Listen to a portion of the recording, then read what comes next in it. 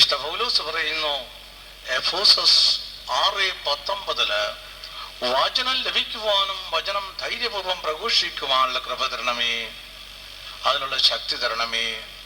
വിശുദ്ധ പൗലോസിൽ കൂടി വീണ്ടും ഞങ്ങൾ കേൾക്കുന്നു, ഞങ്ങൾ കൊളോസ്യർക്കെഴുതിയ ലേഖനം 4:2-4 വരെയുള്ള വചനത്തില് വചനം ലഭിക്കുവാൻ ഞങ്ങൾ പ്രാർത്ഥിക്കുന്നു, വചനം ഗ്രഹിക്കുവാനുള്ള മനസ്സിന് വേണ്ടി ഞങ്ങൾ പ്രാർത്ഥിക്കുന്നു. ലൂക്ക 24:45 ഹൃദയവും മനസ്സും തുറക്കുവാനുള്ള കൃപ തരണമേ കർത്താവേ. അങ്ങയുടെ വചനങ്ങൾ അങ്ങയുടേതാണ്, ഞങ്ങൾ ഭൂമിയിലെ വെറും ജഡവും തൃണവുമാണെന്ന് യെശയ്യാ പ്രവാചകൻ 40:6-7 വാക്യത്തിൽ പറയുന്ന പോലെ, യെശയ്യാ 40:22-24 വാക്യത്തിൽ പറയുന്നത് പോലെ ഞങ്ങൾ വൈക്കോലാണ്, വീട്ടിലാണ് കർത്താവേ. യെശയ്യാ 41:14 കൃമിയാണ് കർത്താവേ. അങ്ങയുടെ വചനങ്ങൾ കേൾക്കാനുള്ള അർഹതയില്ല ദൈവമേ കർത്താവേ.